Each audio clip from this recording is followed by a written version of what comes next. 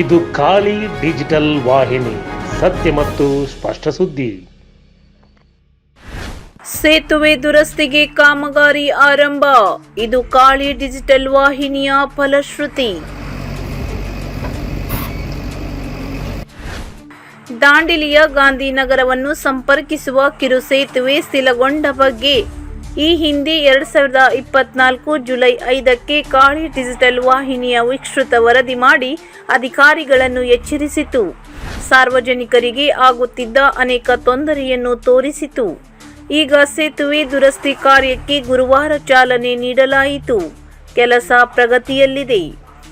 ಈ ರಸ್ತೆಯನ್ನು ಬಳಸಿ ಹೋಗುತ್ತಿರುವಾಗ ಬೈಕ್ ಸವಾರರು ಬಿದ್ದು ಆಸ್ಪತ್ರೆಗೆ ದಾಖಲಾಗಿದ್ದರು.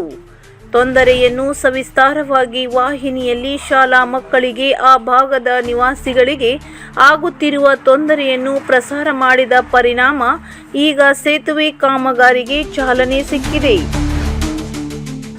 ಗುರುವಾರ ಸೇತುವೆ ಅಡಿಗಲ್ಲು ಕಾರ್ಯಕ್ರಮವು ನಗರಸಭೆ ಅಧ್ಯಕ್ಷ ಅಶ್ಫಾಕ್ ಶೇಖ್, ಉಪಾಧ್ಯಕ್ಷೆ ಶಿಲ್ಪಾ ಕೋಡೆ ಹಾಗೂ ಸದಸ್ಯರಾದ ಬುದ್ಧಿವಂತ ಗೌಡ ಪಾಟೀಲ್, ರುಕ್ಮಿಣಿ ಬಾಗಡೆ ಸೇರಿದಂತೆ ಸಾರ್ವಜನಿಕರ ಸಮ್ಮುಖದಲ್ಲಿ ಕಾರ್ಯ ನಡೆದಿದೆ. ಇದು ಖಾಲಿ ಡಿಜಿಟಲ್ ವಾಹಿನಿಯ ಪರಿಣಾಮದಿಂದಾಗಿ ಈ ಕುರಿತು ಅಧಿಕಾರಿಗಳು ಎಚ್ಚೆತ್ತುಕೊಂಡು ಕಾಮಗಾರಿ ಮಾಡುತ್ತಿರುವುದು ಸಂತಸದ ವಿಷಯವಾಗಿದೆ.